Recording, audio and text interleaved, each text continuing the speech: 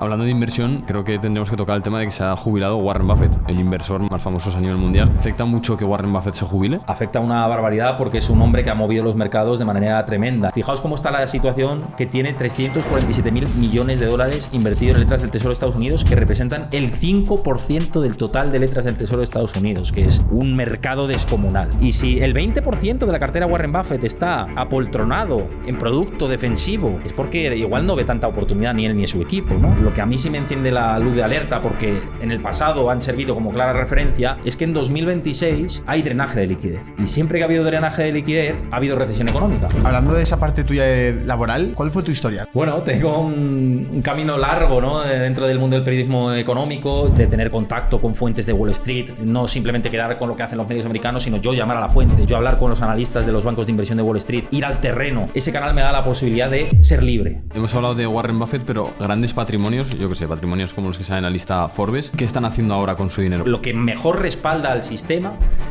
es... ¿Y en España? ¿Cómo estamos en España? Ahora mismo España es el país dentro de los grandes de la Unión Europea que más está creciendo. Es decir, las empresas están facturando más, están creciendo el negocio y hay más actividad, sí. La realidad es que el peligro está en que los salarios no suban a la vez, es decir, de lo que menos se habla es del poder adquisitivo. Cuando ocurrió la espiral de inflación en España y esa dinámica de precios, ¿no? de subiendo todo, la gasolina... Llenar un depósito media nos puede costar unos 18 euros más que hace un año. Pues yo lo que dije es, yo creo que en España se va a controlar más la inflación que en otros países porque los sueldos no están subiendo. Héctor, si ahora mismo una persona que murió en 1980 se despertase por un milagro y le tuvieses que explicar en qué momento se encuentra el mundo, en qué momento económico se encuentra, ¿qué le dirías? Bueno, le diría que en muchas cosas el mundo ha mejorado, en términos sociales, en términos de mejora de la productividad, por ejemplo, pero en otros muchos ha empeorado. Por ejemplo, en 1980 la hipoteca que tenían los gobiernos por la carga de la deuda era inferior a lo que vemos ahora y ahora estamos en una espiral extremadamente peligrosa y a la que nadie, en Occidente hablo, está poniendo freno. Entonces, le diría que disfrute, básicamente. Cuando dices una espiral, explicándola en términos económicos, ¿a qué te refieres? O sea, ¿en qué factores estás fijando, qué está pasando a nivel mercado para ver que una economía va hacia un buen puerto o hacia un mal puerto? Porque estamos viendo cómo los estados, especialmente los de los mercados desarrollados, y más en concreto Estados Unidos, Japón, países como Francia, como Alemania, no tanto, porque sí que ha hecho malos deberes, pero muchos países de la Unión Europea, entre los que se encuentra en España, han tendido a hipotecarse de cara al futuro para tener un presente mejor. ¿Y cómo es esa hipoteca? Emitiendo bonos y generando un mayor nivel de deuda. Para que la gente lo pueda entender, es como si nosotros, para tener un nivel de vida alto y consistente, nos estamos endeudando constantemente. Pedimos créditos. ¿Y qué ocurre? Que la bola de nieve se hace tan grande que necesitas financiarte más para pagar los créditos anteriores. Y esto genera una bola de nieve peligrosa que puede durar muchísimos años, pero que cuando estalla todo se vuela por los aires. Y ese es el contexto difícil en el que nos hallamos ahora mismo. Claro, una persona normal, cuando se mete en este bucle de créditos, tiene dos opciones. O se arruina y le quitan todo, o devuelve el dinero y empieza a pagar. Un gobierno o un país, ¿qué opciones tiene? Porque las cantidades que deben es tan grande que no sé si se puede llegar a pagar eso. Claro, lo has explicado muy bien. Y en el caso de los países tienen esas mismas opciones, pero tienen otro as en la manga que genera otro problema subyacente. Tienen la opción del impago, del reseteo de la deuda, que eso genera unos problemas muy importantes por yo te debo tanto, el otro país te debe tanto, y hay una distorsión importante entre los países que incluso nos podría llevar a una potencial guerra económica y también no económica. Y luego está la posibilidad del repagar, hasta que estalle y otra vez volvemos a la misma. Y tiene la tercera vía, que es financiar constantemente, emitir moneda. Emitir moneda es devaluar el poder de compra de los ciudadanos de manera constante. Esto es algo que lo conocemos en Argentina, por ejemplo. Y una manera colateral también la conocemos en Japón, que si queréis luego hablamos de Japón y el peligro que puede ocasionar a la economía mundial. Y Japón, lo que ha ocurrido es el modelo que se puede exportar al resto del mundo, que es tener una deuda descomunal, problemas de generar inflación problemas demográficos, todo esto nos suena ahora, porque ellos ya lo llevan viviendo desde los años 80 y 90. Hasta que pues, se genera un monstruo que también vuele todo por los aires. Japón está en ese tránsito, lleva 3 décadas, 4 décadas. Y parece que está llegando al final de ese ciclo. Entonces, están esas posibilidades. ¿Y cómo sale un país de ese ciclo? Es decir, ¿qué va a pasar en Japón ahora para que salga de ahí? ¿Qué es lo que está cambiando distinto? ¿Y por qué? Y también me nace la pregunta de ¿por qué no ha sucedido antes? ¿Se podría haber acelerado el proceso de salir de ese bache? Se podría haber acelerado el proceso teniendo políticas de ajuste, Vale. teniendo una responsabilidad fiscal, responsabilidad comercial, cosa que no ha hecho ningún país. ¿Responsabilidad a qué te refieres? Responsabilidad fiscal quiere decir a no tener unos déficits sumamente altos. Déficit es gastar más que ingresar. Okay. Los países occidentales y las grandes potencias estaban en un nivel de vida top, como bien decía, y en vez de ajustar ese nivel de vida top para luego volver a impulsarse, han dicho no, mantenemos este nivel, no podemos bajar para volver a subir. La manera de ajustar lo mejor es bajar, pasarlo mal un tiempo y luego volver a subir, porque si te mantienes aquí, el problema es que no bajes aquí, el problema es que bajas hasta el subsuelo, y la espiral en la que, por eso hablo de espiral, es la espiral en la que seguimos, y cada vez que avanza el tiempo y hacemos tic-tac y avanzamos en el recorrido, nos estamos avanzando o estamos dirigiéndonos hacia ese precipicio, por desgracia. Hostia, Japón, un país que parece tan perfecto desde fuera, ¿no? Que Sí. está todo tan ordenado. Y yo estaba pensando en empresas tan grandes que tienen como, por ejemplo, Toyota o empresas de La automoción. industria de la automoción es brutal en Japón. ¿Qué está pasando con esas empresas? ¿Se quieren ir del país o qué ocurre? No es que se quieran ir del país, o sea, siguen produciendo. Las empresas de allí tienen un negocio bastante estable, también tienen la competencia de China ahora, por ejemplo, la industria de la automoción. China es que está compitiendo contra todo el mundo de manera a veces leal y a veces desleal, ¿no? Pero en el caso de Japón, el problema que tienen no es de la generación de riqueza de sus empresas, es un problema bancario por esa espiral nociva de deuda. Claro. En la que Japón tiene un 240% de deuda sobre el PIB, es decir, lo que produce casi en 2 años y medio es deuda. Necesitas 2 años y medio para recuperar, un año produciendo entero a pagar la deuda, es una cantidad descomunal. Y ahora lo que arrastran es un problema financiero muy severo que nos puede arrastrar a todos, porque el inconveniente que tiene Japón son sus bancos comerciales y en especial los regionales. ¿Por qué te digo esto? Porque Japón, para avanzar, necesita emitir bonos japoneses a cuanto más largo plazo mejor, para sostenerlo al tiempo. Y esos bonos japoneses los compran los propios bancos japoneses y también los ciudadanos japoneses. Lo que ocurre es que si hay un repunte de los tipos de interés en Japón, eso está muy bien cuando tienes los tipos de interés muy bajos y tienes una inflación adormecida como la han tenido en plan economía zombie. Pero cuando el zombie se despierta y empezamos a avanzar hacia un recorrido en el que los precios pueden repuntar y el nivel de vida sube, el tipo de interés para refinanciarte sube también. Y tienes a un montón de bancos con bonos en sus balances con unas pérdidas descomunales. ¿Y qué ocurre si de repente a los ciudadanos japoneses, ahora porque ahí fluye la liquidez, pero qué ocurre si empieza a dejar de fluir la liquidez porque suben mucho o suben algo más los tipos de interés, hacen que las condiciones de financiación sean más severas y dificultan a la ciudadanía acceder al crédito? Y hay una lucha por la liquidez. ¿Qué va a hacer el ciudadano japonés? Es liquidar sus posiciones, y los bancos igual, liquidan posiciones. Pero claro, si liquidas posiciones, tienes bonos en pérdidas en tu balance. Claro. Tienes que deshacerte de esos bonos a pérdidas y pasa lo que ocurrió, por ejemplo, en Estados Unidos con Silicon Valley Bank, Signature Bank, First Republic Bank y la crisis bancaria del año 2023. Con la peor suerte en este caso de que hablamos de que Japón es el primer acreedor de deuda de Estados Unidos, de deuda pública. Y si esos bancos, para tener más liquidez, también tienen que deshacerse de ese... Se estima que entre un 20% de la deuda estadounidense es japonesa. Pues imagínate que se deshacen de un 5%, ya no te digo mucho más. ¿Qué significa esto último? ¿Que Japón se aprovecha de la deuda americana? ¿O cómo? Claro, vale. Ellos juegan, claro, para jugar el cambio de divisa con el yen y la devaluación que tienen de su propia moneda y su economía adormecida. Wow. Ellos han comprado dólares y han comprado deuda americana. Pero si ocurre una corrida bancaria y fuga de depósitos por estas causas que estoy diciendo, tienen que vender bonos estadounidenses. Si venden bonos estadounidenses, ¿qué ocurre? El precio del bono cae, se desploma y la rentabilidad sube.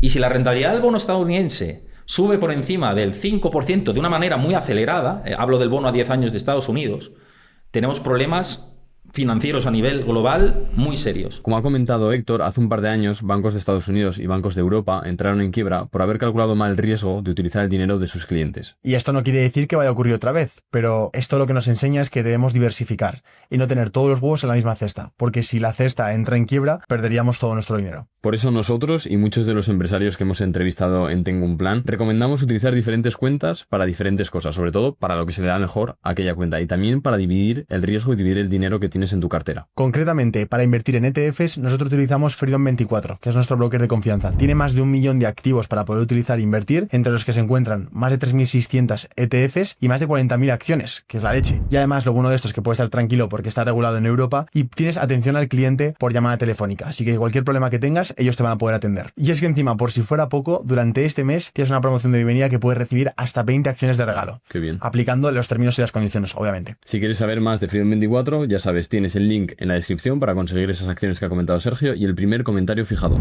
¿Y en España? ¿Cómo estamos en España? En España bebemos de lo que hace el Banco Central Europeo y el conjunto de la eurozona. Tenemos esa salvaguarda. Tenemos aquí muchos problemas de regulación en Europa, que son palos en la rueda para emprender, para generar nuevos proyectos, para los mercados de capitales. La interconexión de los mercados de capitales es ridícula, residual. Mario Draghi hace poco hizo un informe señalando los puntos claves que le faltaban a la Unión Europea y había algunos que tenían mucho sentido. Lo que ocurre es que, de nuevo, una de las recetas era el endeudamiento, ¿no? Tirar de endeudamiento para generar crecimiento. Claro, la deuda es buena. O sea, yo he estado comentando esto de la deuda porque se ha vuelto una deuda nociva y un endeudarte absolutamente para todo. La deuda es buena. O sea, hay deuda buena y deuda mala. Pero claro, si rediriges esa deuda a tu modus vivendi, eso se convierte en algo completamente descomunal y un desastre. Y la Unión Europea es cierto que tiene más margen que Estados Unidos para endeudarse, en parte porque hay países que han sido responsables fiscalmente, como el caso de Alemania, como el caso de Holanda, como el caso de los frugales del norte, que se los conocía, Dinamarca, Suecia, Noruega. Pero hay otros que no tanto. España no está en ese club de los responsables. España está en el club de los irresponsables desde antes de la crisis del 2008 y posterior al ciclo del 2000, donde empujamos la mayor burbuja inmobiliaria de la historia de España. Entonces, respondiendo a cómo está España, ahora mismo España es el país dentro de los grandes de la Unión Europea que más está creciendo. Son datos. Está creciendo, ¿eh? Sí, sí. Está creciendo a mayor ritmo de los países grandes de toda la Unión Europea. Esto es positivo, pero impulsado también por esto que hablábamos, ¿no? Cuando dices crecer, ¿en qué te estás fijando? ¿En el PIB? En el Producto Interior Bruto. Eso es, en el Producto Interior Bruto. Es decir, las empresas están facturando más, están creciendo en el negocio y hay más actividad. Hay más actividad, más movimiento, ¿no? Sí, sí. También hemos tenido récord de turistas, por ejemplo. España es un país que vive bastante del sector terciario. Entonces, ha habido un impulso mayúsculo. El otro día estaba hablando con un amigo el tema de la inflación. Claro, con un amigo y también con ChatGPT íbamos comparando cómo van subiendo los precios y al final la subida de precios es siempre constante. O depende de qué país, pues sube más, sube menos.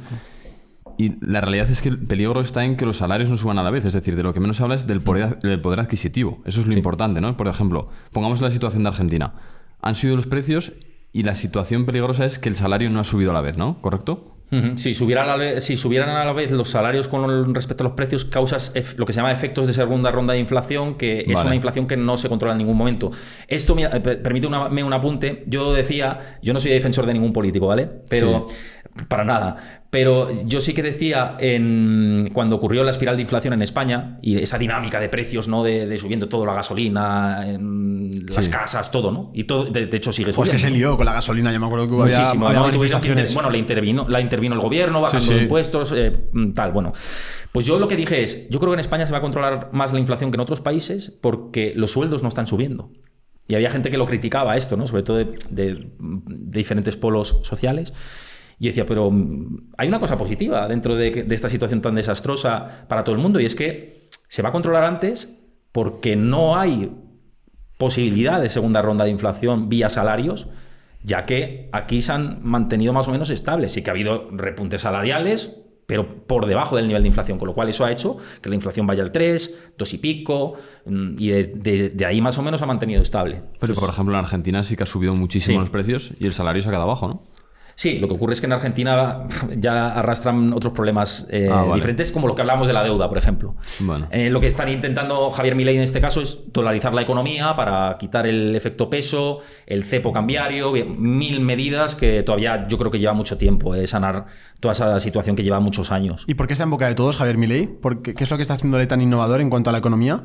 Está intentando cambiar lo que era el sistema que se conocía en Argentina, y tanto el sistema económico como social, ¿no? Yo en la parte de la economía sí que lo puedo compartir más. En la parte social es un debate ético que no voy a entrar y que cada uno... Aquí hablamos de economía, sí. Claro, exactamente. Aquí yo simplemente me centro en la economía. Y la economía es verdad que llevamos muchos años con esa dinámica de lo que hablábamos antes: déficit, gasto, corralito, controles de capitales constantes. Corralito, el concepto corralito luego lo comentamos. Continúa, sí. Sí, entonces hemos vivido lo que decimos a donde no queremos llegar, es lo que ha pasado precisamente en Argentina. Y sanar eso, mira lo que está costando. Por eso Javier Milei está en boca de todo el mundo, porque lo que está tratando de hacer es modificar algo, revivir al muerto. Y revivir al muerto a veces es casi imposible, ¿no? Y bueno, pues veremos los efectos. Y que ha bajado la inflación intermensual. Estamos hablando que Argentina tiene inflaciones del 3 y pico % mensual. Nosotros tenemos un 3 y pico anual, ¿no? O sea, pero es que estábamos en un 20 mensual. Madre mía. Hostia, 20 mensual. Un 17 ¿España dices o mensual. Argentina? No, Argentina. Ah, vale, Argentina. Una Y locura. ha conseguido bajar a un 3. Sí, 3,5, 3 y pico, sí. Eso es una locura. Aún así, me refiero, aún así sigue siendo una locura. Estamos hablando de que es más del 30% anual, ¿no? Exactamente. ¿Y cómo lo está haciendo? ¿Bajando los impuestos? ¿Cuál es lo...? Liberalizando todo lo que puede. O sea, políticas súper liberales, quitando los cepos cambiarios, negociando con FMI. Bueno, está tratando de utilizar muchas herramientas, las que puede, y las que no, pues tardará un poco más, ¿no?, en hacerlo. Pero él está convencido de que esas ideas van a llevar a una Argentina más próspera, y yo creo que de donde venía Argentina a intentar implementar eso, pues mejorará. Lo que ocurre es que en ese cambio, por desgracia, quedan cadáveres en el camino, ¿no? Mucha gente que se queda en desempleo porque se ha cargado mucho empleo público, ha reducido lo gordo que era el Estado argentino. Joder, pues eso lleva mucho drama, ¿no? Y eso también hay que decirlo. Ya. Claro.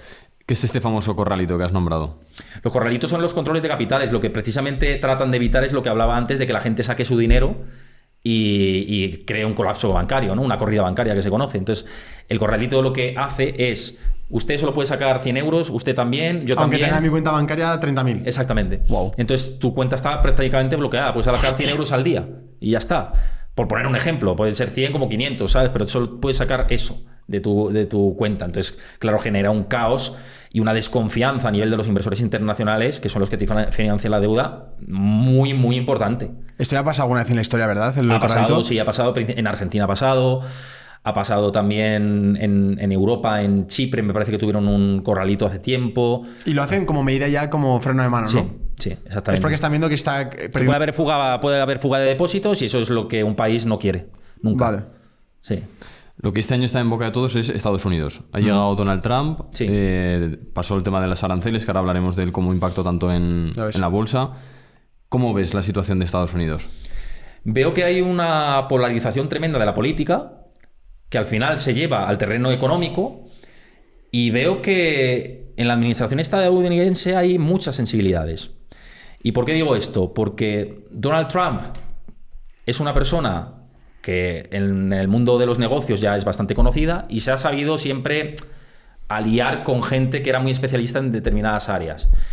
En el mandato anterior tenía muchos díscolos dentro de su gobierno en el año 2016, y cuando gana ahora en estas últimas elecciones de noviembre del 2024, se rodea de palmeros principalmente. Pero dentro de esos palmeros también hay voces discordantes, porque tienes a Scott Bessent, que es el secretario del Tesoro de Estados Unidos, que es un hombre que fue alumno de Stanley Druckenmiller, de George Soros, ha gestionado hedge fund, mucho dinero bajo patrimonio, sabe cómo funcionan los mercados de capitales, un tío muy técnico. Pero luego tienes a Peter Navarro, que está en las antípodas de Scott Bessent, o tienes a Lutnick, el secretario del Comercio, que también está en las antípodas de Scott Bessent. O, sorpresa, lo que ha ocurrido en las últimas fechas, a Elon Musk, que supuestamente Ya ves, eran una amiguitos locura. y se llevaban muy bien, y ahora ha habido un divorcio casi televisado y de prensa rosa, ¿no? Y porque Elon Musk lo que denuncia es lo que hablaba al principio del programa, que es que el endeudamiento que está llevando a cabo Estados Unidos puede ser muy peligroso, excesivamente dañino y potencial de gran depresión a futuro si no se ataja. Y eso es lo que veía Elon Musk, pero como tiene que tocar determinadas cosas que dañarían a la sociedad norteamericana y vienen las elecciones midterm enseguida, pues dicen, no, aquí nos vamos a olvidar de lo que dijimos que íbamos a hacer y vamos a otra vez a tirar de deuda, más déficit y patada hacia adelante. Y entonces Elon Musk ha cabreado, claro, por esa situación. Anda, entonces se ha plantado Elon Musk y le ha dicho cómo ha sido la polémica en sí, cómo lo ha dicho él. ¿Ha salido en alguna rueda de prensa y ha mencionado esto? ¿Ha hecho por Twitter? Ha sido a través de Twitter. Vale. A mí me ha parecido muy de rollo de patio de colegio, ¿no? De cuando alguien se te enfrenta y vas con el mensajito y tal. En mi época, ¿no? Que todos escribíamos con notitas. Me ha parecido como que escribían notitas, ¿no? Y empezó a criticar lo del endeudamiento Elon Musk. Trump le contestó y dijo, ¿sabes lo que tenemos que hacer? Quitar las subvenciones a los coches eléctricos, a tal, cual. Entonces le respondió con una severidad muy fuerte. Luego Elon Musk dijo, pues voy a soltar una bomba. ¿Sabéis qué? Donald Trump sale en los papeles de Epstein. Pronto novedades. Y claro, eso fue como la bomba total. Madre mía, tío. ¿Qué son estos papeles? Pues le está llamando pedófilo básicamente a Donald Trump. De manera así velada. Está diciendo que es un pedófilo, básicamente. Salsa rosa total, ¿eh? Salsa rosa total. Pero fíjate, en ese cruce de mensajes, Elon Musk ya se vuelve loco del todo, empieza a retuitear mensajes en contra de Trump, empieza a contestar retweets de otros. Y hay uno que no llamó mucho la atención, pero a mí sí. Llamó mucho bueno, en algunos medios norteamericanos sí, pero yo dije, hostia, es que está diciendo esto. Hace nada estaba en el gobierno de Estados Unidos y ahora lo está diciendo. Y le preguntaron, oye, ¿los aranceles de Trump te parecen estúpidos ahora que estás fuera? Y le contesta a este usuario de X, los aranceles de Trump van a causar una recesión económica en la segunda mitad del 2025. Un tío que estaba en el gobierno hasta hace nada. Expliquemos esto para bobos de la economía como nosotros. Vamos, que en septiembre estamos jodidos. Eso dice Musk, pero no sabemos si es una pataleta, si es una rabia, si no, yo os puedo contar un poco cómo está la situación. Vamos a explicar el porqué. Sí, ¿Qué eso impacto es. tienen aranceles con crisis mundial? Eso es. Bueno, tiene un impacto importante porque recordemos que los aranceles no dejan de ser un impuesto al importador. Entonces, es algo que no se pagaba. El arancel revierte sobre el consumidor final, principalmente, que tiene que pagar más por los productos que antes costaban X, ahora cuestan X más 2 o lo que salga el arancel. Este micrófono, le pones un arancel del 10, pues te va a salir un 10% más caro en Estados Unidos si es importado de X país que le has puesto el arancel.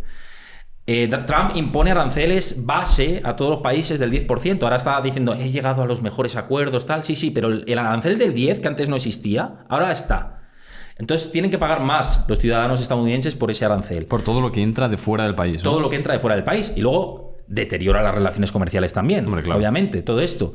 ¿Qué ocurre? Que las empresas aprovisionan y las empresas, al tener que revertir ese coste sobre el cliente final, si el cliente final al final reduce el nivel de consumo, como consecuencia de la subida de precios, ¿qué hacen las empresas?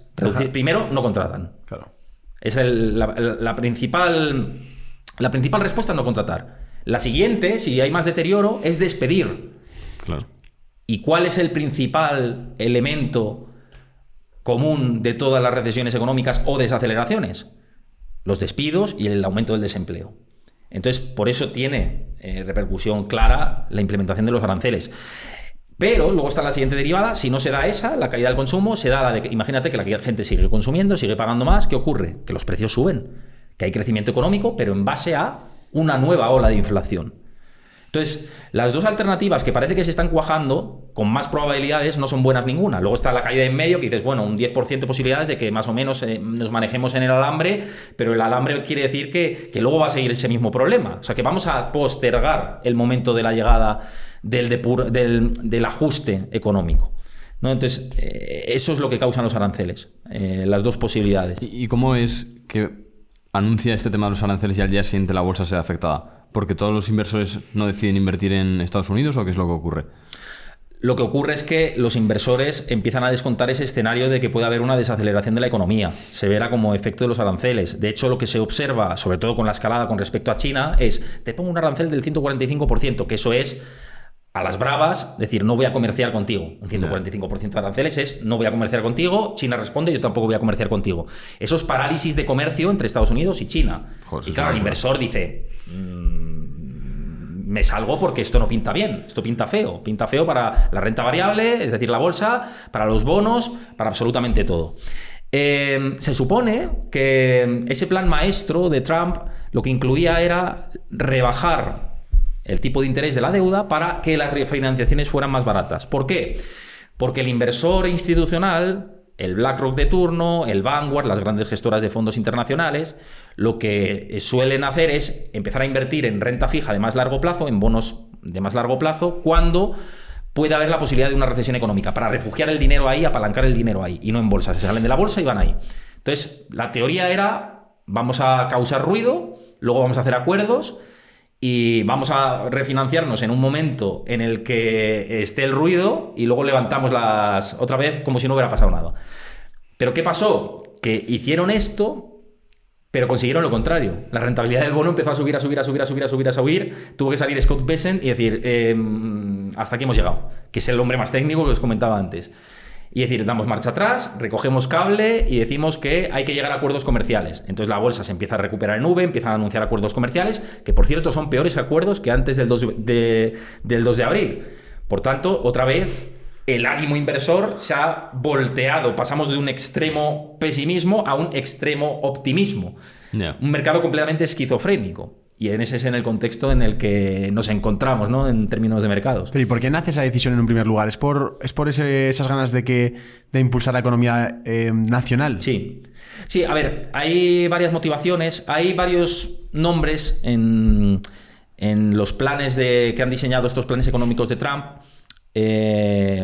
Uno es Michael Pettis, que tiene muchos libros escritos sobre esto, y habla de la necesidad de Estados Unidos de reducir el déficit comercial con respecto al resto de países.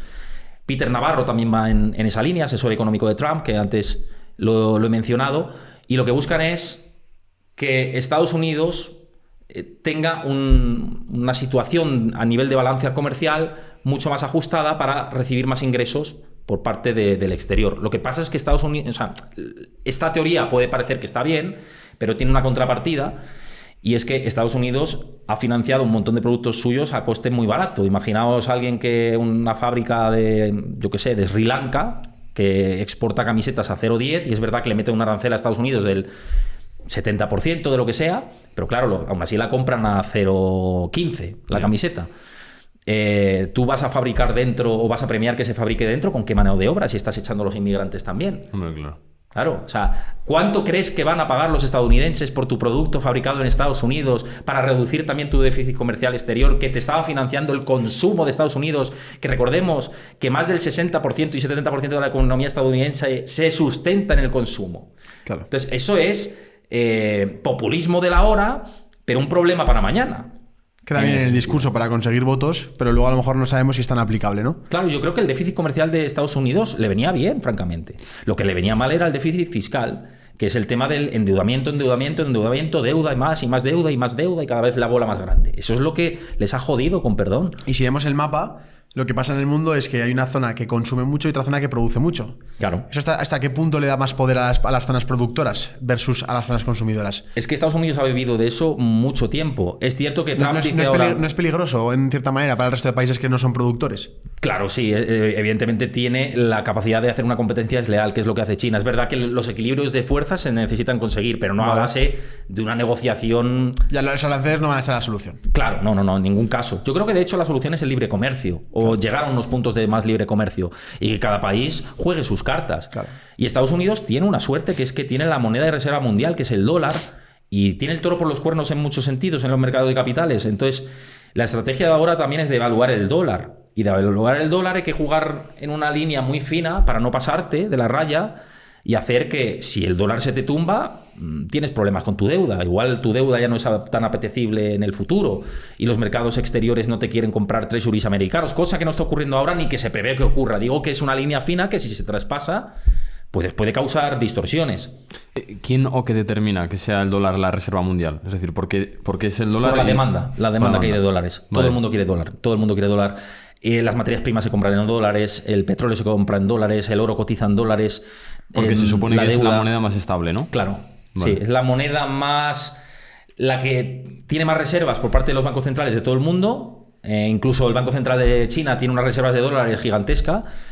Y es lo que dentro de las divisas que al final la divisa tradicional está causando una erosión con el paso del tiempo descomunal y desproporcional, que hace que o nos movemos o estamos muy perdidos por la pérdida sangrante de la capacidad adquisitiva con el paso del tiempo. Pero dentro de todas esas divisas, el dólar es la que ha demostrado con el tiempo, dólar, franco suizo y alguna otra, que ha tenido más, digamos, menos turbulencias en el camino. Es una pregunta de primero de economía, ¿eh? ¿Pero crees que podría existir un mundo con la misma moneda para todos? Yo lo veo una utopía tremenda. Sí. ¿Qué es lo que frena a que lleguemos a eso? Porque cada país tiene unos intereses particulares. Por ejemplo, a China le interesa manejar su propia divisa y devaluarla para hacer la guerra a otros países. Es un arma de guerra las divisas al final. Y lo ha sido a lo largo de la historia. Se puede utilizar para las guerras. Claro, es un arma para guerras económicas, quiero decir. O sea, también guerras convencionales, pero económicas desde luego, claro. Y sin embargo puede ayudar a países, como es el caso del euro, para toda la zona euro, ¿no? Porque hay países, por ejemplo, como España, que se ven beneficiados de pertenecer a ese colectivo. Sí, ¿Por qué sucede eso? Siempre digo que porque España ha sido tradicionalmente un país irresponsable a nivel monetario, ha tenido políticas de devaluación desde el franquismo hasta posteriormente, devaluación, que eso supone empobrecimiento ciudadano con el paso del tiempo, porque la moneda vale menos, los sueldos no se ajustan a esto, lo que hablábamos antes, y entonces te empobreces con respecto al exterior. ¿Por qué un francés y un español en los años 60 tenían tanta diferencia? Ahora hay diferencia, pero es que antes había mucha más. Y era en parte por el descontrol monetario que había en España. Entonces, a países como España, que los alemanes nos rijan monetariamente, pues no nos viene mal. Para decir, oye, los deberes son estos, ¿sabes? No nos viene mal. Sí, totalmente. Entonces, por esa razón, ¿no? Pero sin embargo, por ejemplo, Inglaterra se va con el Brexit. Y siempre tuvo la libra, Inglaterra. Siempre quiso tener el control. Siempre tuvo la libra. Tuvo el control monetario, sí. ¿Qué pasó históricamente en ese momento? Así, aunque haya pasado años, para entender un poco ese acontecimiento histórico y viendo la economía cómo ha evolucionado, ¿fue una buena o fue una mala decisión? A ver, yo creo que el componente Brexit bebe mucho de las políticas anti-inmigración, principalmente. ¿Anti-inmigración? Sí. Viene de todo esto de los británicos primero, nos están quitando el trabajo. UKIP, que era un partido claramente anti-europeo, que el líder era Nigel Farage, me parece, y ahora ha montado un nuevo partido político también. Este hombre lo que tenía era un discurso claramente anti-Unión Europea, porque decía que la soberanía estaba vendida, y luego anti-inmigración. Entonces, decían que ellos necesitaban reponer el control de sus fronteras, eso era como un argumento inicial, y el control de los mercados también. ¿Qué ocurre? Que en los procesos de negociación al final se dan cuenta de que salen perdiendo por muchos lados y llegan a acuerdos para que no pierda mucho la Unión Europea, y ellos sobre todo, que eran los que más perdían. Ha sido una decisión nefasta. Nefasta. De hecho, están intentando tender puentes para ver si vuelven desde algunos partidos políticos de allí. Y es verdad que la libra les ha protegido en el tiempo, pero luego el cruce euro-libra más o menos ha mantenido en una oscilación estable. O sea, que tampoco les ha salido mal el hecho de que siempre mantener la libra como su divisa de referencia. Han demostrado a lo largo de la historia que han sido eficientes económicamente, lo han querido seguir así, pero es verdad que salirse de Europa cuando teníamos un club común que podríamos hacer muchas cosas juntos, pues pienso que ha sido muy mala idea, aunque Europa tiene sus cosas muy malas, como hablábamos antes de la regulación, de que cada país piensa una cosa diferente, no nos ponemos de acuerdo para tener una unión fiscal, por ejemplo, conjunta, 1000 cosas que podríamos hacer, apostar por un Silicon Valley europeo, atraer los capitales aquí, tener un mercado de capitales conjunto para que las financiaciones sean mucho más rápidas, no me financio en España y en Alemania y tal, tengamos un mercado europeo. Una bolsa europea seria, como está el New York Stock Exchange en Nueva York, que yo he tenido ocasión de visitarlo muchas veces, o como un Nasdaq europeo, y fomentar la innovación, la tecnología. Hay talento, joder, pues ¿por qué no lo podemos aprovechar y meter? Eso sí que sería una deuda buena, una deuda metida en la innovación para escalar a futuro. Totalmente. Eso sí que sería positivo. Y es verdad, cada país tiene una fiscalidad totalmente diferente, aunque sea... Y un mercado laboral diferente, o sea, 1000 cosas. ¿Cuál es el país más atractivo de la Unión Europea a nivel fiscal? A nivel fiscal de la Unión Europea, me parece que Estonia Ah, es verdad, Estonia se habla mucho. Tiene una fiscalidad bastante atractiva, sí. Ya. Chipre, que no es de pleno derecho, pero está en la Unión Europea. De eurozona, son tajo parejo, más o menos, la mayoría de países. Ya. Más o menos, Francia, por ejemplo, tiene más fiscalidad, Alemania está más o menos como en lo mismo, Italia, los grandes están como muy en lo mismo. ¿Y el país más fuerte o más en crecimiento de la eurozona? Ahora mismo es España, curiosamente. O sea, de los grandes. Como en el fútbol. Sí. Polonia está creciendo mucho, por ejemplo. Polonia está a lo loco, o sea, creciendo muy mucho. Ha crecido la renta per cápita de Polonia de una manera brutal. De hecho, el otro día vi una comparativa y con respecto a Alemania, antes Alemania era como 4 Polonias en PIB per cápita y ahora están prácticamente equilibrados. O sea, en cuestión de 2 décadas o así. O sea, ha habido un crecimiento y un reparto de la riqueza muy interesante allí, sí. Luego, mucha gente no lo sabe, pero Andorra, por ejemplo, que estamos aquí nosotros, no es de Europa. Claro. Entonces, o Bosnia, por ejemplo, tampoco es de Europa. Bosnia tampoco es de Europa. Sí. Claro, entonces Sí, las normas y todo lo que tienen no tiene nada que ver con Europa. Claro. Pero aquí, por ejemplo, la moneda de curso legal sí es el euro. Hostia, es verdad. En Andorra. ¿Y eso por qué se da?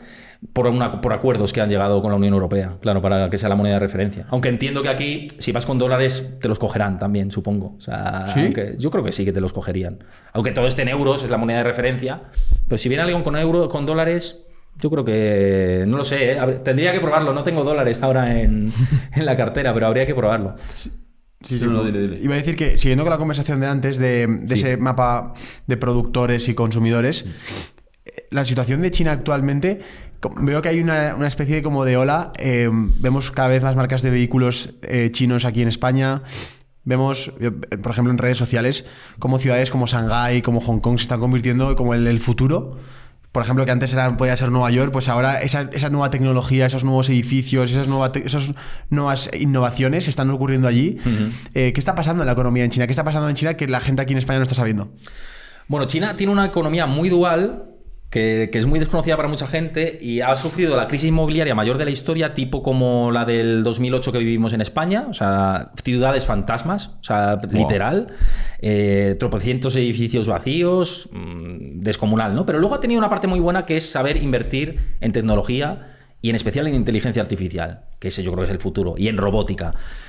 Y todo lo que han apostado por la tecnología y pasar de un modelo exportador a un modelo de consumo, que es lo que hizo Estados Unidos en su día, es lo que le está cimentando el éxito. La conquista silenciosa de China tiene África prácticamente conquistada a nivel inversiones de manera muy silenciosa, sin hacer ruido, sin hacer guerra, sin hacer nada. Sí, son los principales inversores de África, de Asia y de gran parte del mundo. Cuando dices de inversores en África, ¿eso qué han hecho? ¿Comprar deuda? Infraestructuras, carreteras, sí, o sea, han sido grandes inversores de muchos proyectos. Eso les interesa más por poder, ¿no? Por poder después hacer acuerdos y todo eso. Claro, exactamente. Sí, claro. Y por expandir la marca china, ¿no? O sea, ha sido... Entonces, están siguiendo unos pasos muy, muy buenos hacia la hegemonía mundial y hacia el cambio de orden mundial que tanto se habla y que, por ejemplo, Rey Dalio en su libro comenta mucho, la situación de que China dará el sorpaso a Estados Unidos. El único problema que yo veo a China precisamente es la propia China. Es decir, me explico, que la propia sociedad china, que hasta ahora ha estado muy dominada por un poder político unitario completamente poderoso y pues muy, muy severo, que se levante, ¿no?, contra esa situación. Porque se están generando muchas clases medias en China, muchas clases acomodadas y mirando por el retrovisor y momentos del pasado similares en los que la sociedad se ha convertido en una sociedad mucho más burguesa, ha habido revoluciones, ha habido cambios de orden, y yo pienso que China puede tener el enemigo en casa, no fuera. Se habla de Estados Unidos y yo pienso que el propio chino es el que puede cambiar ese orden y generar otra China que a lo mejor puede ser más atractiva. No sé si pasará porque lleva muchos años así, la verdad, pero pienso que el enemigo lo tiene en casa. De otro país que se habla un montón, que se está llevando mucha producción, es India, ¿verdad? India está empezando a coger mucha producción de lo que era parte de China. De hecho, muchos productos muy famosos ya no se ve Made in China, sino Made in India y países así. ¿Cómo ves India? Pues India seguramente se convierta en una gran potencia, que ya lo es, pero mucho más. Se habla de que puede ser la segunda potencia del mundo de aquí al año 2100. Bueno, son triples que se tira Goldman Sachs en sus informes, pero bueno, que hay que decirlo. Demográficamente, India va a tener 1.400 millones de personas de aquí a entonces, se estima. 1.400 millones. Y va a llegar a tener 1.600 y de ahí va a bajar a 1.400. Sí, ahora está a 1.500 más o menos. Y China va a tener una crisis demográfica estimada que va a pasar de los 1.000 millones a los 600 o así de aquí a los próximos también 80 años. Entonces, claro, va a tener una demografía muy bestia India. India tiene una industria biofarmacéutica tremenda. Yeah. Tienen unos ingenieros brutales, pero tiene un país muy desigual, muy empobrecido. Tienen que mejorar mucho sus infraestructuras, mejorar la calidad de vida de sus ciudadanos. Entonces, ahí es donde veo el hándicap, pero que haya inversiones en India, seguramente sí. Tiene una moneda muy débil también, o sea, tiene que cambiar muchas cosas, pero Oye, sí que... Me ha sorprendido cómo se estiman estas demografías de, por ejemplo, bajar de 1.000 millones a 600. ¿Qué pasa con esos 400? Por cómo está la pirámide ahora. Vale. Entonces, China está como España, ¿no? Invirtiendo su pirámide poblacional, entonces los de arriba van falleciendo, si no hay repuesto, si no hay tasa de reemplazo, entonces vas diluyéndote, que es lo que está pasando en España, que eso lo puedes cubrir con inmigración, por ejemplo. Si China empieza a meter inmigrantes de otras partes de Asia o del mundo, los españoles nos vamos a China en vez de a Estados Unidos, pues entonces ese porcentaje no será tal, de caída. ¿Qué factores son los que determinan una crisis? Cuando pasa una recesión, ¿qué es lo que está pasando en la economía para poder prever una crisis? Siempre se ve como que se dan noticias de va a haber una crisis, pero luego al final como que nunca sabe nadie exactamente el momento en el que va a pegar el bajón, la recesión. ¿Qué factores hay que tener en cuenta y qué interviene para que suceda esa crisis? A ver, lo último que sucede siempre es el deterioro del mercado laboral. Antes de que llegue esto, tienes que mirar los mercados de capitales y ver determinados indicadores adelantados. Hay uno que hasta ahora había acertado bastante, que es el Leading Indicator de la Conference Board, que te mide cómo va la industria manufacturera, qué pedidos hay, cómo evolucionan los precios, los servicios, cómo está aumentando el paro semanal. Es un indicador que reúne otros tantos indicadores. Y esto, cuando había un deterioro muy fuerte, estimaba porcentajes de recesión súper amplios. En 2022 dio un 90 y tantos % de posibilidad de recesión y no se dio. ¿Por qué? Porque patada hacia adelante, deuda, y es la primera vez desde los años 60 que no dio una señal certera de recesión económica. Yo de hecho, que ese indicador lo seguía mucho, a mí me apuntaba que iba a haber una recesión en 2023, 2024, 2025. O sea, sigue como en esa teoría. Entonces, ese es uno que antes era bastante eficiente y que ahora falla. Hay otros que son, yo creo que nos dan muchas más pistas, que es ver qué liquidez hay en el mundo, porque los mercados van muy ligados a la liquidez y los ciclos de liquidez son muy claros.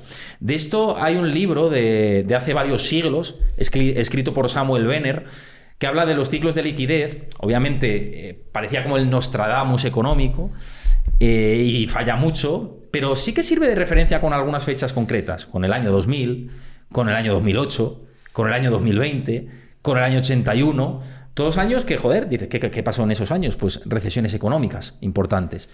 ¿Y qué ocurrió en esos años a nivel de liquidez? Que la liquidez caía por esos ciclos de liquidez. Hay unos años que cae mucho más y otros que caen mucho menos. Hay otro autor americano que sigue mucho la evolución de la liquidez y cómo cambia el dinero en circulación de unos años a otros, que es Michael Howell. Habla de los ciclos de liquidez y de cómo estamos en el contexto. Ahora mismo estamos en un momento de liquidez neutral en este 2025. En 2024 fue un momento expansivo, la bolsa subió mucho, la economía también. En 2023 el ciclo era expansivo, la economía subió mucho, la bolsa también. 2025 neutro, la economía, bueno, va subiendo. Primer trimestre negativo en Estados Unidos, el segundo parece que va a ir muy bien. Veremos el siguiente si Elon Musk no tiene razón. Pero lo que apuntan estos ciclos de liquidez, y lo que a mí sí me enciende la luz de alerta, porque en el pasado han servido como clara referencia, es que en 2026 hay drenaje de liquidez. Y siempre que ha habido drenaje de liquidez, en la misma proporción que se estima para 2026, ha habido recesión económica. En el año 2000, parecida más o menos a todo esto. Y me cuadra, no sé por qué el puzzle, teniendo en cuenta que en 2000 había una burbuja incentivada por valores poco rentables vinculados al mundo de Internet, las conocidas como las .com. En la era de las Nifty 50, también de los años 70, ocurrió exactamente lo mismo. Y ahora que tenemos unas compañías que se conocen como las 7 magníficas, entre las que están Google, Microsoft, Apple, las grandes que conocemos de Estados Unidos, que están sobredimensionadas por tamaño y por valoración en la bolsa, y que seguramente tengan que ajustar. ¿Y cuándo puede venir ese ajuste? Pues si se drena la liquidez será el momento. Y si de verdad los ciclos del pasado funcionan para el futuro, 2026 es una fecha peligrosa. ¿Qué determina que esté sobredimensionada? Porque si tiene un precio es porque en teoría lo vale, ¿no? Has dicho Las compañías, dices. Sí, porque está sobredimensionada Apple o Google. Sí. Hay un ratio que mide la valoración de una empresa si está cara o barata. Hay varios, ¿no? Uno de ellos es el price to earnings, que es el PER conocido. Es lo que cotiza una acción, el precio de la acción, entre el beneficio que tiene esa empresa. Las veces que tiene que... o sea, por ejemplo, un PER de 20 quiere decir que la empresa está cotizando 20 veces los beneficios. Vale. 1 a 1 sería como el equilibrio, ¿no? Tesla cotiza 100 y pico veces beneficios. Eso quiere decir que la gente que invierte en Tesla son muy optimistas. El mercado es muy optimista con Tesla. Estás descontando el éxito de aquí a 100 años. Claro. Yeah. Por ponerte ese ejemplo. Con lo cual, en este caso, viendo semejante sobredimensión, a lo mmejor no es lo más interesante para invertir. Claro, a lo mejor, bueno, depende para quién, porque puede haber un inversor de intradía, puede haber un inversor... Claro. Depende del horizonte personal y temporal que tengas en la inversión. Pero lo que os quiero decir es que sí, que son modelos escalables, porque cuando me van a decir seguramente la gente que entiende de mercados y ve este podcast, va a decir, ya, pero tú estás cimentando ese éxito en que cada vez los ingresos y los beneficios van a ser mucho más cada año. Sí, ya, claro, pero ¿tú crees que Nvidia puede crecer un 50% de manera eterna? Llega un momento que no se puede crecer más, que tendrás que crecer al 50, al 20, al 30, al 10. Pero tú es que estabas comprando en base a que el 50% iba a ser de aquí a 20 años. Yeah. Y esto nunca ha fallado. Quiero decir, ¿cuánto se puede estirar el chicle? Muchísimo. Pero que reventará el chicle y que se romperá no me cabe la menor duda. O sea, está clarísimo. Hablando de inversión, creo que tendremos que tocar el tema de que se ha jubilado Warren Buffett, el inversor más famoso, de los más famosos a nivel mundial. ¿Cómo afecta esto? ¿Afecta mucho que Warren Buffett se jubile? Afecta una barbaridad porque es un hombre que ha movido los mercados de manera tremenda. Y hay una curiosidad con Warren Buffett, ligando con lo que hablábamos antes de la deuda y el clima tan caro que vemos en la bolsa, y es que Warren Buffett siempre ha querido comprar barato y siempre ha tenido una exposición a inversión en bolsa muy, muy grande, tanto él como todo su equipo, con Charlie Munger, que era su mano derecha y que falleció recientemente, y bueno, los otros dos, manos derecha y mano izquierda, que si quieres luego hablamos de ellos, que son muy curiosos, ¿no? Como los potenciales sucesores de Buffett. Y lo que os quería decir es que fijaos cómo está la situación de un tío que invierte tanto en bolsa como es Warren Buffett, que tiene 347.000 millones de dólares invertido en letras del Tesoro de Estados Unidos, que representan el 5% del total de letras del Tesoro de Estados Unidos, que es un mercado descomunal. Y si el 20% de la cartera Warren Buffett está apoltronado en producto defensivo al 4%, 3 y pico por ciento, es porque igual no ve tanta oportunidad ni él ni su equipo, ¿no? ¿Cuánto representa eso de su cartera? Un 20 y tantos por ciento. Hostia, pues sí que está fuerte, ¿eh? Sí. Un 20 y tantos por ciento de una cartera que generalmente siempre ha sido exposición 100% bolsa, salvo excepciones. Y ahora tiene una exposición a bonos muy, bueno, más que a bonos a letras, que las letras son a 12 meses vista, vencen a 12 meses. Es, para que la gente lo pueda entender, inviertes en deuda de muy corto plazo de un país y a los 12 meses te dan un cupón del 4 y pico por ciento y tienes el dinero líquido y luego lo puedes reinvertir otra vez. O sea, es producto súper defensivo, las letras del Tesoro. Como curiosidad, la empresa de Warren Buffett, ¿cómo funciona?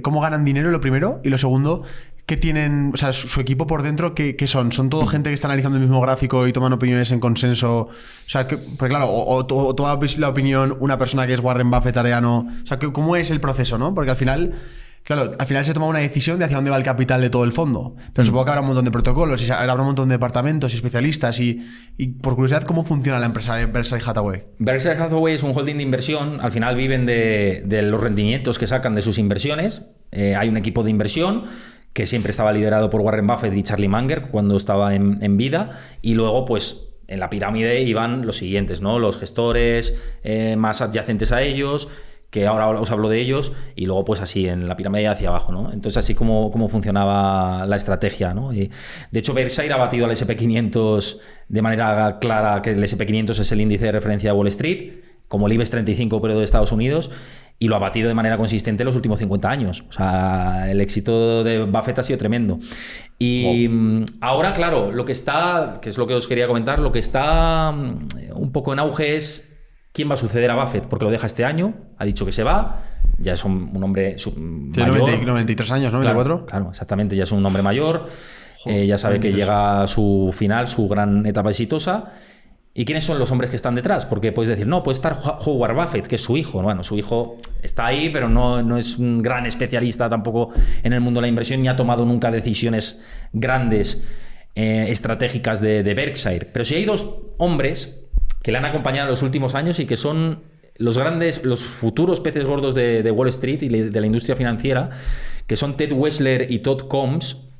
Y estos dos son muy curiosos, ¿no? Porque Todd Combs, por ejemplo, todo el mundo sabe que Warren Buffett invierte en Apple, ¿no? Y es la principal posición de su cartera y tomó posición en el año 2012 o 2010 o por ahí. Por curiosidad, vamos a entrar un momento en esto. Sí. ¿Cuáles son las principales 3 empresas, 4 empresas y cuánta posición tiene?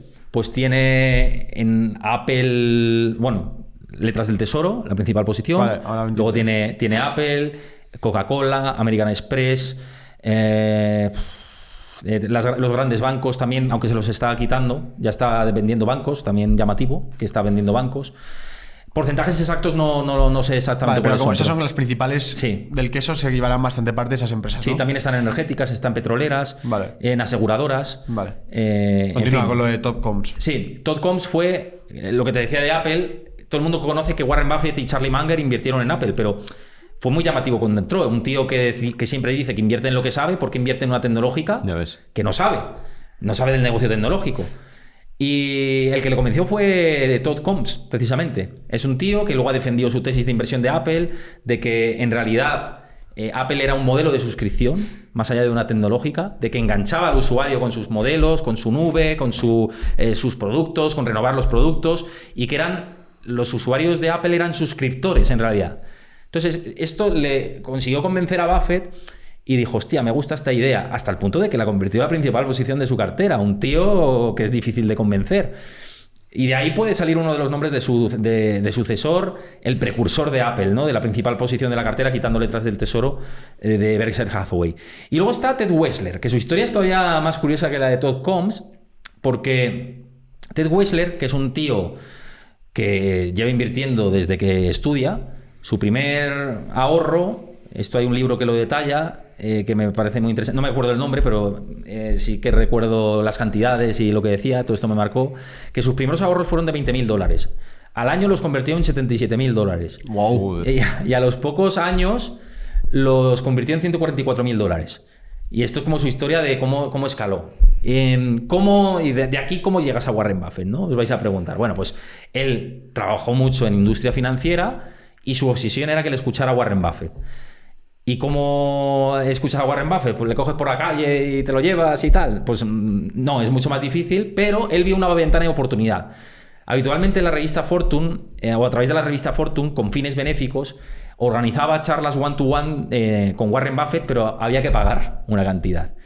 Y Ted Weschler, pagó $2,6 millones para hablar con Warren Buffett 1 hora y contarle sus tesis, contarle su inversión, contarle 2,6 por qué le millones tenía de que dólares. fichar. Sí. Pagó más de $2,5 millones. ¿Y qué sucedió después de esa conversación? ¿Fueron rentables esos 2 millones?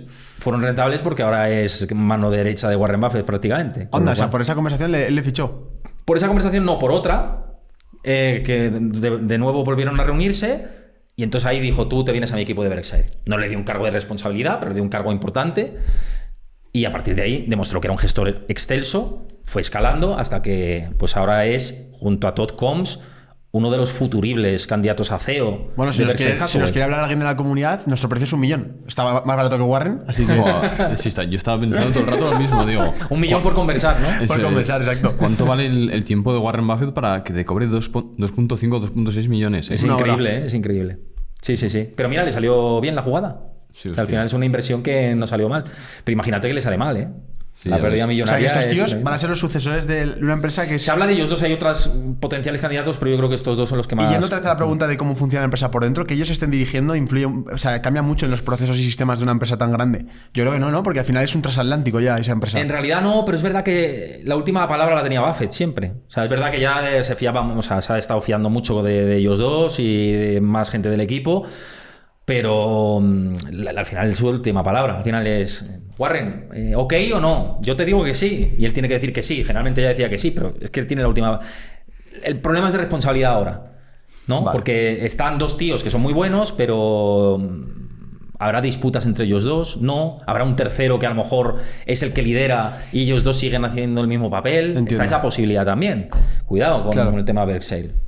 Sí, sí. Hemos hablado de Warren Buffett, pero grandes patrimonios, yo que sé, patrimonios como los que salen en la lista Forbes, ¿qué están haciendo ahora con su dinero? Porque claro, luego te preguntaré de cómo inviertes tú, porque me surge la duda después de ver potencias como Estados Unidos parece que se van a la mierda, otros países que no conocemos parece que se van para arriba, es difícil invertir. ¿Qué están haciendo estos grandes patrimonios? Pues buena pregunta. Dentro de los grandes hay muchos, ¿no? Se te pueden ocurrir Bill Gates, Stanley Druckenmiller, uno de los mejores inversores de todos los tiempos, Ray Dalio. ¿Qué están haciendo estos grandes inversores? Pues viendo la dinámica que estábamos comentando antes del proceso de la maduración del ciclo de la economía, que estamos pues como una manzana madura a punto de caer, para luego generar grandes oportunidades de inversión. Ojo, que esto muchas veces dices, el agorero este que te dice. No. Si es que se tiene que depurar la economía para otra vez coger oxígeno, pero no puedes estar respirando como si te ahogaras en el Titanic y al final te ahogas. Mejor que baje el barco y sacar la cabeza, ¿no? Entonces, dentro de todo eso, muy llamativo lo que están haciendo los grandes inversores, que además hay una estrategia que yo defiendo mucho y llevo defendiendo en mi canal desde hace muchísimo tiempo. Y es la inversión en oro. Ray Dalio defiende la inversión en oro. Druckenmiller también tiene posiciones, o ha tenido últimamente posiciones de oro. Incluso Michael Burry, famoso por La Gran Apuesta, la película premiada, también ha tenido posiciones de oro en los últimos trimestres, no ahora, pero las ha tenido. George Soros defiende la inversión en oro. ¿Por qué están defendiendo la inversión en oro? Porque ven que el sistema, lo que mejor respalda al sistema es dinero duro. Y el dinero duro, tanto Ray Dalio como otros grandes inversores lo ejemplifican con oro y ahora también con Bitcoin, que es muy curioso por la estructura de Bitcoin, de que puede ser depósito de valor a largo plazo, es limitada la cantidad de Bitcoin que se mina, en fin, todos los beneficios que conocemos del criptoactivo. Y con el oro, además, hay una trayectoria de milenios, ya no siglos, milenios, en los que ha demostrado ser activo refugio y defensivo. Para que os hagáis una idea muy, muy simple, la gente que se puede hacer una idea, la cantidad de oro que necesitabas para comprarte una casa en los años 70 es ahora incluso menos que en los años 70.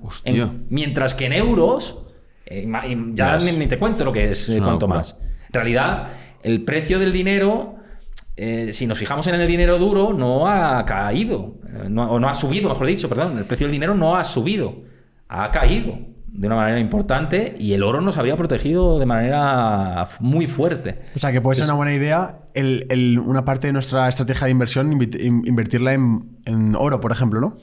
Yo no puedo entrar en recomendaciones de inversión, sí que puedo decir lo que yo hago, porque recomendación de inversión, ya sabemos que cada perfil de riesgo es diferente. No es lo mismo invertir yo con 37 años que alguien que tiene 20 y tiene toda la vida por delante, a lo mejor quiere arriesgar más, o alguien que tiene 60 y está a punto de jubilarse y a lo mejor quiere arriesgar menos. Entonces los perfiles son diferentes, pero lo que yo sí hago es cargar mucho la cartera de oro. Yo tengo una cartera que tengo más de un 20% posicionada en oro desde 2022. Más de un 20%. Sí. Y de hecho la he tenido que depurar porque la posición de oro iba creciendo tanto, porque el oro se ha disparado desde los 1.700 que entré a los 3.400 que ha llegado, pues una barbaridad, ¿no? Entonces la posición que en principio era un 15 se convirtió en un 20, en un 25, en un 30 y tantos, y dije, joder, estoy súper expuesto al oro, vamos a mover. Pero ¿qué pasa? Que dentro de esa estrategia, yo como soy muy defensor de la teoría del oro, porque defiende los tipos de intereses de los bancos centrales, los tipos de intereses reales negativos son favorecedores a la tendencia alcista del oro,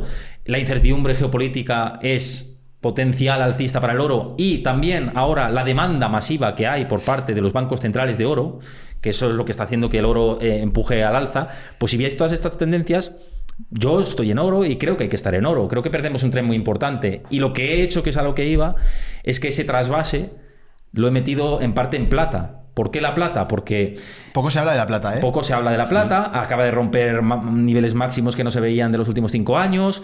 Y la plata suele tener una correlación muy grande con el oro. Vale. Suele ir de la mano. Y ahora había la mayor diferencia de los últimos, no sé si 30 años entre el oro y la plata. Con lo cual decías, hostia, esto es raro. O el oro se desploma o la plata tira para arriba. Bueno, ahora estamos viendo que la plata está tirando para arriba.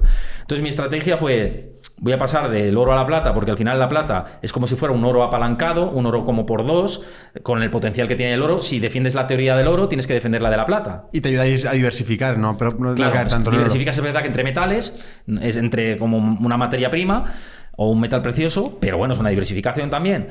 Y luego, un punto muy importante con respecto a la plata es que es activo refugio, pero también es metal industrial. Se utiliza para las placas fotovoltaicas, para las cámaras de fotos, es metal conductor, ¿no? Y se utiliza bastante en la industria. Con lo cual tienes también esa demanda industrial, ya no solo de los bancos centrales. Tiene cierta utilidad, ¿no? Tiene cierta utilidad y además, y esto es muy llamativo, en los ciclos alcistas, megaciclos alcistas del oro, la plata ha tenido un pico más alto que el oro y ahora está muy por debajo, con lo cual ahí yo vi potencial. Y luego hay mucha gente que pregunta, ¿y cómo invertir en plata física, en plata financiera y tal? Bueno, yo estoy invirtiendo en plata financiera, en oro financiero. Hay muchas plataformas que podéis utilizar, ¿no? Yo, por ejemplo, entre tantas, utilizo Freedom 24, tiene comisiones muy bajas. Para mí me ofrece máxima seguridad. Podéis encontrar muchos ETFs de todos estos productos. También acciones, bonos. Y bueno, también es muy importante dentro de que hay que invertir y movilizar el ahorro para evitar la erosión de la que hablábamos antes. O sea, la decisión la tienes que tomar ya, no mañana. Cuando venga el crash, no. Ahora tienes que tomar la decisión. Pues dentro de esa filosofía de ahorrar e invertir, elegir una buena plataforma con buenas comisiones y buenos productos también yo creo que es muy importante. Es importantísimo, totalmente. Para que la gente lo entienda, ¿qué significa invertir en oro de manera financiera? Es decir, ¿tú compras a través de una plataforma y ellos compran el oro por ti? ¿O cómo es? Porque claro, está el riesgo de que se compre más oro del que existe, o claro, no podría pasar. Sí, ese riesgo está. Vale. Sí. Quiero decir, dentro de las inversiones en oro, para mí lo más importante es que esté respaldado por oro físico. Si tú inviertes en un ETF, que es un fondo cotizado en bolsa, respaldado por oro físico, ese ETF tiene la cantidad de oro suficiente para suministrar a sus inversores. Y están en una caja de seguridad, en un banco de Suiza o de Londres o de donde sea. De plata lo mismo. Entonces, los ETFs que no están respaldados por oro físico, fuera. Ni verlos. ¿Por qué? Pues porque tú en tu contrato me corresponden tantas onzas o lo que sea. Yeah. Y este oro existe. Pero si no está respaldado o inviertes en futuros de oro o en derivados, ahí puedes sufrir bastante. Ha sacado el Bitcoin a pasear. Vamos a comentarlo un poco. ¿Qué diferencia hay de estrategia entre invertir en Bitcoin como reserva de valor versus invertir en oro? Porque puede ser interesante también mirar esta tendencia ahora que ya lleva años, que antes era más una novedad y ahora es más una realidad. Sí. De todas estas criptomonedas, el Bitcoin en concreto, que es como la líder de todas ellas. ¿Cómo la ves? Para mí son activos complementarios, oro y Bitcoin. O sea, quiero decirte... No es la una o la otra. No, es que hay una guerra en redes sociales que a mí me parece lamentable, porque dices, joder, pues si yo tengo oro y tengo Bitcoin, tengo las dos, no pasa nada. Son productos completamente diferentes. Bitcoin lo que le pasa es que juegan con respecto al oro que lleva menos tiempo, digamos. Es un activo que lleva menos tiempo, que tiene una volatilidad muy grande, que le falta mucha adopción institucional todavía, pero el hecho de que los grandes patrimonios y los grandes fondos estén empezando a meter Bitcoin en cartera, eso le da un respaldo tremendo. Y de hecho hay estudios de Standard Chartered, por ejemplo, que dicen que si los bancos de inversión empiezan a meter a sus clientes de banca privada un 5% de asignación de Bitcoin en cartera, Bitcoin tiene potencial para subir a los 150.000 o 200.000 dólares fácilmente. Y es una locura lo que acabas de decir, ¿no? Es decir, que cambien esa norma, es decir, o una esa parte ley. de la cartera, en vez de meterlo en, materias primas en petróleo, lo metes en Bitcoin. Claro. A clientes de banca privada. Y esto está empezando a pasar ya. Entonces, ahí hay un respaldo. Eso son buenas noticias para que la volatilidad tan fuerte de Bitcoin baje. Porque hay un elemento diferencial con respecto al oro, y es que la volatilidad del oro no es tan grande. No hay tantas oscilaciones de precios. Cuando se mete un cataclismo, el oro no cae de golpe un 60, un 70% como se ha pasado en Bitcoin. Y esto es el talón de Aquiles que tenía Bitcoin, que yo creo que está empezando a depurarlo. Porque ahora hemos visto, cuando la bolsa se metió la castaña después del anuncio de los aranceles de Donald Trump, que Bitcoin no cayó tanto. Y ahí dices, hostia, ya no hay tanta relación con la bolsa. Antes había una correlación brutal con las tecnológicas en especial. Veías la gráfica del Nasdaq y de Bitcoin solapadas y eran casi lo mismo. Y ahora eso se ha roto y eso son buenas noticias para el futuro y para establecer Bitcoin como depósito de valor de cara a largo plazo. ¿Y has analizado cuáles son los puntos débiles de Bitcoin? Es decir, ¿qué debería pasar para que cayese o para que incluso desapareciese el Bitcoin? ¿Qué crees que podría pasar? A ver, es muy difícil esto, pero tendría que haber otra alternativa que sea mejor que Bitcoin. De hecho, bueno, hay algunas criptos que tecnológicamente podrían ser mejor. Ya, yo no soy un experto cripto, aún así, pero sí que me han comentado expertos cripto que hay tecnologías mucho más avanzadas que la de Bitcoin, pero como fue la primera que llegó y está tan adoptada por el institucional, ya es raro que eso pase. Claro, parte de éxito es que la usemos cada vez más. Eso es parte de su éxito, ¿no? Claro, y que es limitada. En cuanto a su oferta es limitada y cada vez se mina menos. Y entonces eso hace que a mayor demanda y la oferta más inelástica, que el precio suba con el paso del tiempo. Esto al final llegará un momento que el precio no suba tan rápido como subía al principio de los años. Y esto será positivo también para ese depósito de valor que hablamos de concepto como Bitcoin. Pero, ¿qué tiene que pasar? Pues que haya algo que lo supere y que los institucionales y los minoristas digan, hostia, pues lo compro, sin lugar a dudas, va a ser mejor que Bitcoin, o que tengamos un escenario muy apocalíptico que no creo, y es que nos vayamos a un apagón digital masivo a nivel mundial, una tormenta solar que nos quedemos sin electricidad y entonces pues Bitcoin no tiene utilidad en ese contexto. Claro. Pero claro, eso es un escenario muy residual que, bueno, por poder puede darse. Hace poco tuvimos aquí un apagón en España que no lo creíamos y lo tuvimos. Entonces, no lo creo, a ver, no pienso que vaya a suceder, pero bueno, sería un escenario como muy, muy adverso para Bitcoin como concepto. Hay una noticia que me ha apuntado que es de una empresa muy grande que se llama Starbucks y es el fichaje de su nuevo CEO. Que la curiosidad es que es uno de los pocos CEOs que cobra más de $100 millones al año. Lo han fichado de Chipotle para ayudarle con ese plan de reconstrucción de la empresa. Y una cosa graciosa en el salario es una participación, ¿no? en accionariado, en bonos. ¿Esto cómo funciona con estos grandes ejecutivos? Porque en vez de darles un salario en liquidez, les dan también esa aportación como si fuera una inversión realmente, ¿no? Sí. Y eso sucederá mucho, supongo, en Facebook también, sucederá en Apple también, seguro que sucede. Sí, a ver, por ejemplo, en Facebook, Meta, Zuckerberg creo que tiene un sueldo de $1 o algo así. Es al revés, todo él tiene sus acciones y ese es su sueldo. En realidad, luego tiene truco esto, cuidado que tiene truco. Y es que cobran bonus a final de año. Claro. Luego hay unos, sí, tengo nómina $1, tal. También, ¿por qué? Porque temas fiscales, en fin, hay cositas, ¿no? Pero luego cobran bonus. Seguramente este señor de Starbucks, además de todo esto, cobre bonus, además de acciones y bonos. Pero es una manera de trasladar al equipo directivo, a la junta y al resto de trabajadores de yo confío en mi empresa porque soy propietario también. Exacto, entonces me juego el culo, ¿sabes? Si quiero que le vaya bien. Entonces es una manera de incentivo para un dirigente de hacer las cosas bien y de que si te van bien, tus acciones van a crecer y el valor de tus acciones si crece va a ser muy positivo para ti, ¿no? Entonces me parece acertado, pero que luego hay mucho truco con el tema de los sueldos y estas cosas de los sí que tiene que ser rentable fichar a un tío de $100 millones, Pero a nivel de valor empresarial, o sea, para que esa empresa suba con un tío, solo con una persona, el impacto que tiene que hacer en claro, pero es que Chipotle ha crecido muchísimo también como empresa y si lo han en bolsa también ha crecido, ¿no? Claro, si han visto el modelo de éxito es porque piensan que quizá Starbucks, que lo conocemos todos y que yo he sido consumidor de Starbucks muchas veces, ¿no? Pero a lo mejor estaba ciertamente estancado, necesitaba darle un aire nuevo para crecer y tirar, ¿no? Y vemos en otras empresas que es como al revés y que dan palos de ciego y que les cuesta. Se me viene a la cabeza Disney, por ejemplo, que ha pasado una travesía en el desierto muy importante. Tiene a gran parte de la crítica ciudadana por cómo están evolucionando sus contenidos. Tiene un problema mayúsculo con respecto a la gente y a los chicos pequeños. Yo tengo una niña de 7 meses y lo veo también en mi sobrina y en gente de las nuevas generaciones que ya no consumen, o sea, sí consumen Disney, pero yo me acuerdo de mi generación era lo que más se consumía a nivel infantil.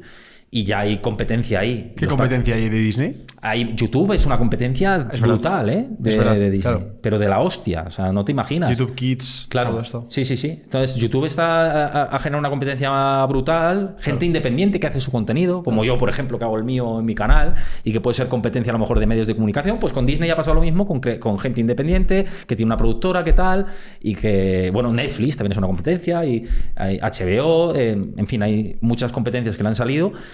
Pero lo que os quería decir es que con esta situación en la que hay menor demanda y que las generaciones más jóvenes no se sienten identificadas con el nuevo contenido, es que la demanda de los parques temáticos está cayendo, que es una fuente de ingresos brutal de Disney, una de las principales. Los cruceros también, las cadenas de televisiones, bueno, no van mal, la suscripción por cable está cayendo también.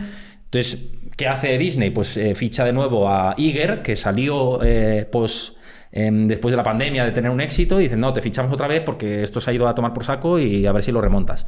Pues es una práctica muy habitual en las empresas de el líder, el que marca el camino y el que marca la tendencia, ¿no?, de recuperación. ¿Has analizado o te viene a la cabeza alguna familia de Forbes que te ha sorprendido mucho últimamente lo que está haciendo con su dinero? ¿Te viene alguna a la cabeza que digas, hostia, pues justo esta persona de Forbes o esta familia ha hecho algo curioso, alguna anécdota que quieras compartir? Bueno, así como contexto que la gente lo conozca, yo soy el coordinador de la lista Forbes en España, Amancio Ortega y todos estos, y con un equipo de trabajo lo gestionamos. Hostia. Hostia, tú eres el que has puesto a José Elías en la lista Forbes. A José no, para su secretaria sí que con ella sí que he hablado mucho. Vale. Con la persona que le lleva las cuentas, digamos, de la sociedad. Sí. Con él no, pero vamos, lo contrasto con su equipo, claro. Contrastamos la información con su equipo.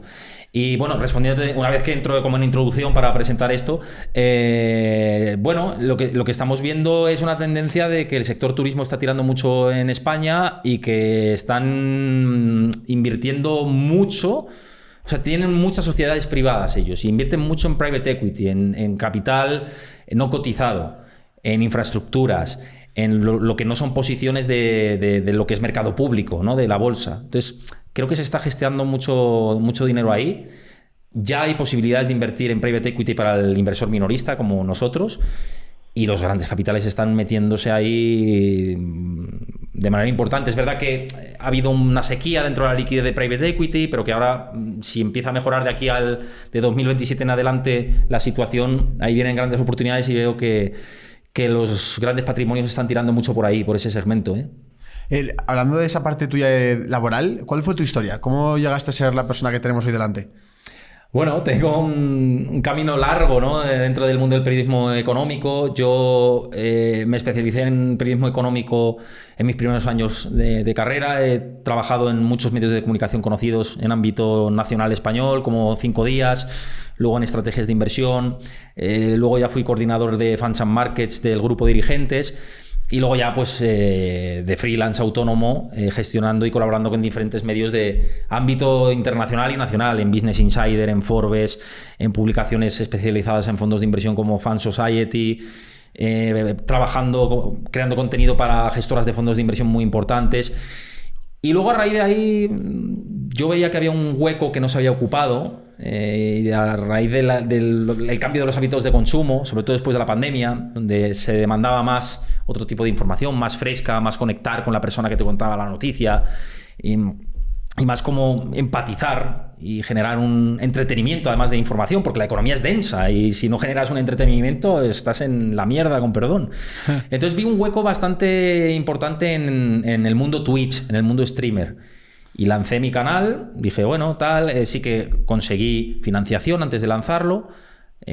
Uno de los primeros que me apoyaron fue David Anglés, que le mando un abrazo desde aquí, de Allianz Global Investors, gestora alemana súper conocida y demás. Y luego fueron entrando varios por mi experiencia personal y profesional y mi vínculo con la información seria de siempre, de tener contacto con fuentes de Wall Street, no simplemente quedar con lo que hacen los medios americanos, sino yo llamar a la fuente, yo escribir a la fuente, yo hablar con los analistas de los bancos de inversión de Wall Street, ir al terreno, y eso es lo que siempre quería hacer, ¿no? Y ese canal me da la posibilidad de ser libre económicamente, no tener techo de ingresos, no tener techo de gestión de tiempos, innovar y a raíz de ahí pues lanzo mis proyectos de Twitch, YouTube, Instagram, todas mis redes sociales. Qué bueno, que tío. es lo que principalmente me copa mi actividad, ¿no? Si me buscáis por Héctor Chamizo, ahí me encontráis. Reinvención, Sí, totalmente. Te ha tocado reinventarte en tu profesión. Me he reinventado, pero es que creo que van por ahí los caminos y pienso que los medios de comunicación deben ir por ahí, porque Totalmente. es donde está el nicho, el ser más cercano, el contar las cosas de una manera diferente, el conseguir el vínculo, ¿no? El Y que la ya a gente nivel empatice. personal, es decir, Claro. es una inspiración esto porque la gente no está abierta tanto a esa incertidumbre, a ese lanzarse a la piscina, a ese cambiar de autoconcepto de, joder, tú, por ejemplo, que vienes de ser periodista financiero, trabajar con grandes medios, que puede que de ser denominado youtuber sea como incluso una falta de Sí. a tu autoridad y que va al revés, si probablemente ahora tengas muchísimo más poder y muchísima más audiencia que cuando estabas en un medio de televisivo. Que yo hay vídeos que publico en mi canal que tienen más visualizaciones que lo que genera un día de radio de economía. Exacto, Es una exacto. locura, tío. Está todo cambiando, entonces... Es una locura, claro. Y joder, que me ha dado... O sea, si yo trabajo por cuenta ajena en un medio de comunicación, por cómo están los presupuestos y cómo son las gestiones internas, era muy difícil decir, oye, me voy a Wall Street, hago contactos desde aquí, ¿cómo coño me Ya. gestiono todo eso con la pasta que requiere? Pues necesitaba una financiación que me lo ha permitido mi canal con lo que he generado por visualizaciones y por los patrocinadores. Entonces me ha permitido decir, quiero ser mejor profesional, me voy a Estados Unidos, me voy a Wall Street, me voy a Goldman Sachs, a Morgan Stanley, a JP Morgan, hago contactos allí, hago contactos con los traders de Wall Street, hago contactos con gente vinculada con la Fed. Y lo que dices tú, generas más autoridad de decir, tengo una reunión de la Fed, tengo yo mis contactos que conocen gente de la Fed, escribo, me contestáis bien, no me contestáis, bueno, pues ya hago lo que hace todo el mundo, pero si me dan una respuesta, yo a mi audiencia le puedo decir, me han dicho esto, alguien que está muy vinculado a la Reserva Federal de Nueva York, me dice que los tipos de interés cree que van a bajar, le han dicho que no sé qué, no sé cuántos. La marca personal. Eso es. Totalmente. Me ha llamado bastante la atención lo de Forbes. Entonces, ¿tú conoces a la mayoría de gente que está en Forbes España? O sea, conozco a los departamentos, digamos, que les llevan las cuentas, claro. Trato con Amancio Ortega pero me directo, refiero a no, las claro. historias y todo eso, ¿no? Sí, muchas sí, claro. ¿Cuál es la historia de Forbes España que más te ha llamado la atención? La persona que digas, joder, este tío salió de la nada y ha liado una que te cagas. O bueno, gente que venga de familia que te llama mucho la atención. A ver, ¿sabes lo que pasa? Que las fortunas en España la mayoría son heredadas. Son Ya. de patrimonios que tienen centenares de años, ¿no?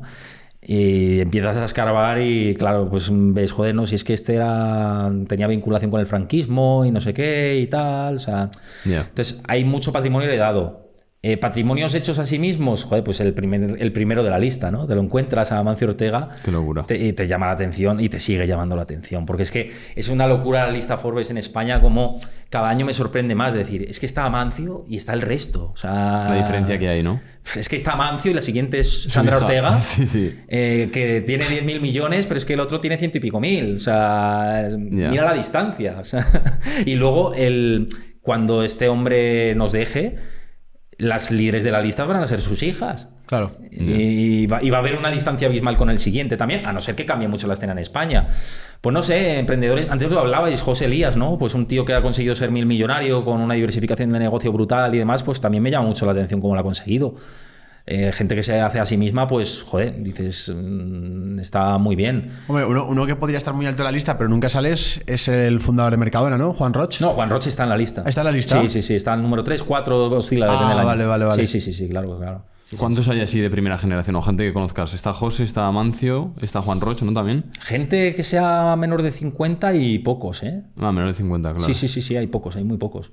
No te sé decir el número exacto, pero muy pocos. Menor de 50, ¿qué quiere decir eso? Sí. 50 años. 50 no, años. pero estamos preguntando de primera generación. Exacto, de nacido clase normal. Nacido clase normal, hechos a sí mismo. mismos, muy pocos. Muy pocos.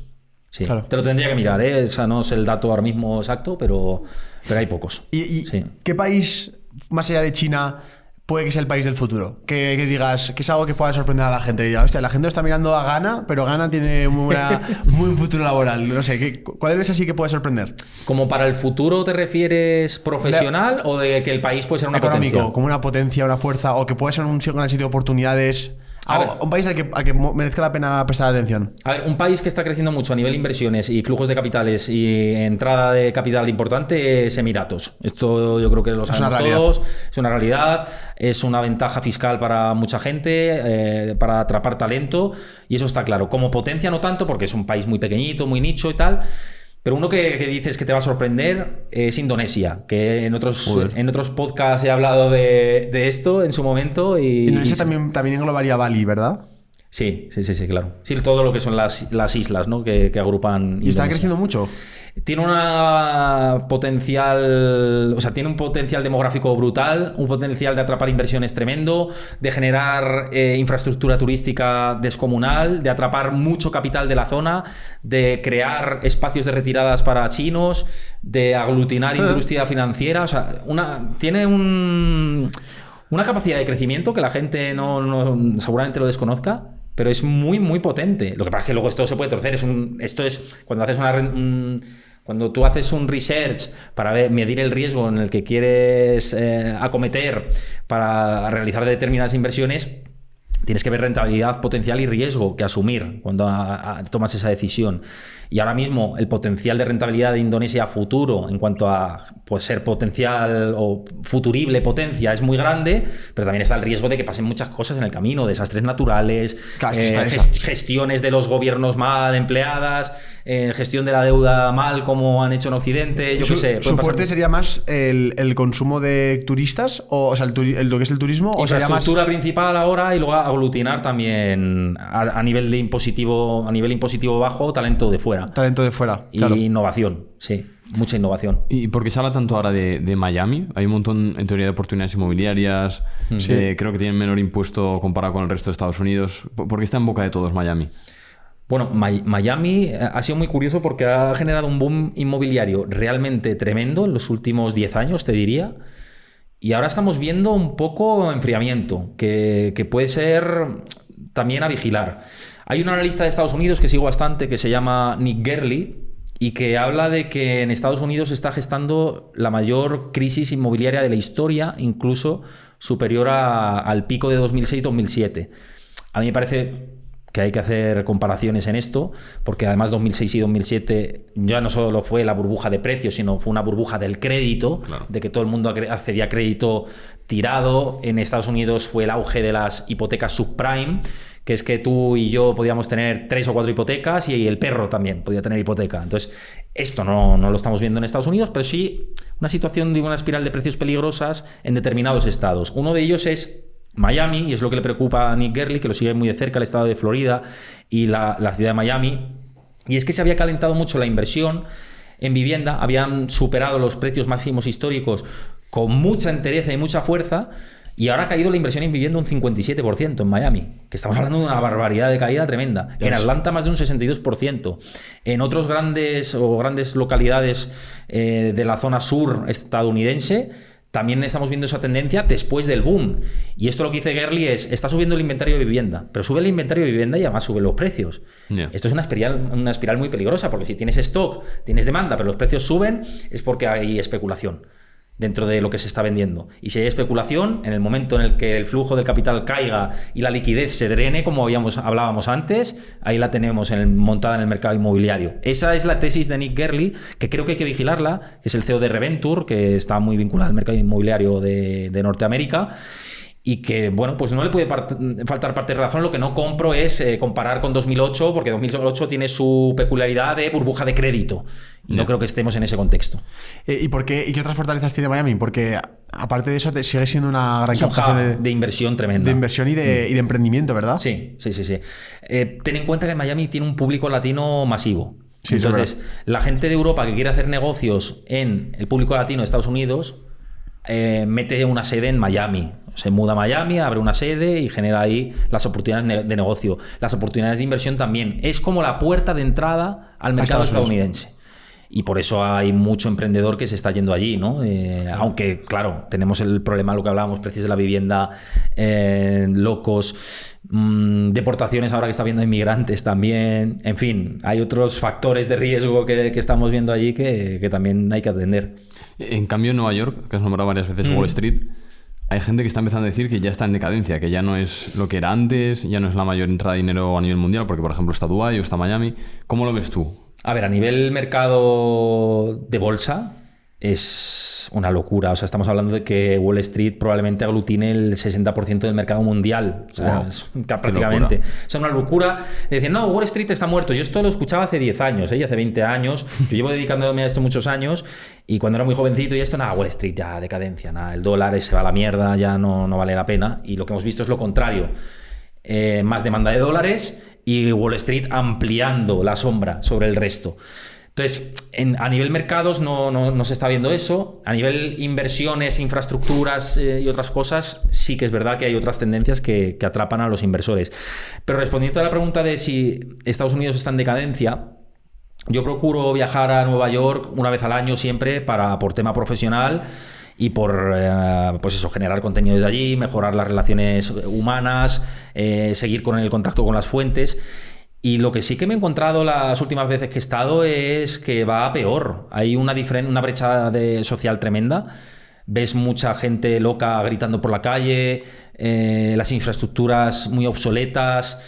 Y luego un tema que me preocupó muchísimo la última vez que estuve es que fui a varios bancos de inversión y veía las plantas vacías completamente. O sea, plantas enteras del edificio vacías, habitaciones vacías, ordenadores solos. Yo decía, ¿y esto? O sea, esto es un edificio gigantesco y no hay gente aquí, ¿qué es esto? Qué locura.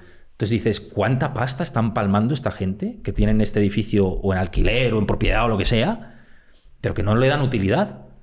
Con el problema que tienen de la vivienda, ¿no podrían convertir edificios de estos a vivienda y generar que los precios caigan? Yeah. ¿Qué ocurrió? Eso estaba como más o menos en boca de mucha gente, y luego llegó Donald Trump, y una de las primeras medidas que adopta cuando es presidente de Estados Unidos y que no llamó mucho la atención aquí en Europa, y yo digo, joder, ¿por qué la gente no está hablando de esto?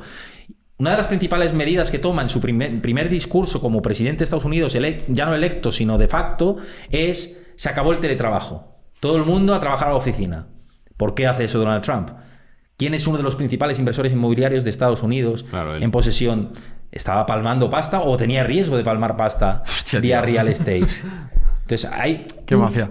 Claro, es que el tema de meter a un empresario tan importante como presidente de Estados Unidos es que puede haber conflicto de intereses. Puede haber un conflicto de intereses enorme. Y lo hay. Y lo hay. Ya como última pregunta por mi parte, si tú tuvieras a tu hijo delante y tuvieras que darle consejos de inversión, ya te digo, no es más consejos, sino más enseñar unos valores o una estrategia o una filosofía de cómo tomarse la inversión económica, ¿qué valores, qué pautas, qué límites, qué cosas le introducirías para que se introdujera de la forma más sana posible al mercado financiero? Pues a ver, yo siempre lo que he dicho es que ojalá que mi padre me hubiera abierto una cuenta de inversiones cuando yo tenía 0 meses. O sea, cuando estaba ya en proyecto, ¿sabes? En el vientre de mi madre, decir, ábreme ya una cuenta de ahorro o lo que sea. Sí, bueno, sí que me abrieron como una cuenta de ahorro, pero en fin, era residual, no era como con un hábito y demás. Entonces, yo lo que intentaré trasladar a mi hija es que genere un hábito de ahorro, una eficiencia de los recursos, que como no movilice el capital disponible, va a perder dinero con el paso de los años. Y va a perder mucho. Por poner un ejemplo, entre el año 2020 y 2025 hemos perdido casi un 25% de poder adquisitivo como respuesta de la inflación. Pues lo que intentaría es enseñarle todos esos conceptos de finanzas personales y que tomara acción, que generase ese hábito, y que si tiene un primer sueldo a futuro de un trabajo cualquiera, y no decir, lo que me sobre lo ahorro y lo invierto. No, lo que te sobre no lo ahorres e inviertas. Primero inviertes y ahorras y luego ya consumes lo que sea necesario. Claro. O sea, ahorrar e invertir primero y después consumes. Eso es lo que intentaría trasladar, porque estamos en una emergencia para el ahorrador tremenda, por lo que hablamos de la inflación, y porque a los gobiernos les va a interesar tener inflaciones anómalas por encima del 3% para monetizar esa deuda descomunal que estamos viviendo. Porque es un impuesto silencioso, parece que no, yo es que, lo habréis escuchado en foros esto de, a mí yo no noto los precios, yo voy a la gasolinera, meto siempre 20 euros y es lo mismo. Y dices, a ver, te estás confundiendo, 20 euros, ¿cuántos litros son de gasolina hace tiempo y ahora? Cuidado, ¿no? Entonces, eso es lo que hay que intentar trasladar de la capacidad de poder adquisitivo que podemos perder y que está en nuestras manos poder hacerle frente. Y ya no solo hacerle frente, sino rendirlo y que te jubiles tranquilo, respirando con calma y no depender de la sostenibilidad del sistema público de pensiones de cualquier país en el que residas. Y a nivel distribución de cartera, es decir, por ejemplo, contar con real estate, contar con criptomonedas, ¿le dirías algún tipo de pautas? Por ejemplo, yo que sé, invierte en índices, invierte en materiales preciosos. ¿Cómo lo harías? Es que depende del ciclo, porque por ejemplo ahora yo, lo he dicho antes, ¿no? Soy muy proclive a pensar que estamos en un superciclo de metales preciosos, en especial de oro y plata. Entonces ahora yo estoy muy posicionado ahí. Pero si tuviera que decir de cara al largo plazo y... Claro, olvídate... Fuera de los ciclos. Claro, fuera de los ciclos, pensando eterno. en largo plazo, yo diría, métete en un fondo de bolsa mundial equiponderado, es decir, que cada país pese lo mismo. Entonces, si el mundo crece, tus inversiones van a crecer. Y no vas a depender de que Estados Unidos crezca porque está ponderado a todos por igual. Y el mundo, el mundo tiende a crecer. Claro, si crece el mundo, tu inversión va a crecer. Qué bueno. Entonces, diría que un porcentaje muy amplio dentro de ese tipo de fondos. También exposición a fondos de renta fija de corto plazo, lo que hablábamos antes. Letras del tesoro que nos estén dando un 3, un 4 y si nos da un 2, pues bueno, es una inversión más defensiva. También una parte de metales, de inmobiliario y por supuesto Bitcoin que hay que tener, en mi opinión, un 5% aproximadamente de cartera o aproximadamente. Bueno. Eso es lo que le diría para no que te compliques y esto, ¿no? Eso es, la receta. Héctor, qué buenos consejos, muchas gracias. Qué buenas cosas has explicado porque ha estado muy interesante, así que 1000 millones de gracias por venir. Muchas gracias a vosotros, he estado la verdad que súper a gusto y nada, que con ganas de verlo cuando se publique. Bueno chicos, os dejaremos las redes sociales de Héctor en la descripción y ya sabéis, si os ha gustado este episodio, por favor, valorarlo con 5 estrellas en audio porque nos ayudáis un montón a poder seguir creciendo, a motivarnos y también suscribiéndonos al canal. Ya sabéis, si queréis todo esto, también más noticias de lo que va pasando en la comunidad, aprendizajes de cada episodio, uniros a nuestra lista de correo que los dejamos siempre en la descripción y ya está, nos vemos en el siguiente programa. Adiós. Chao.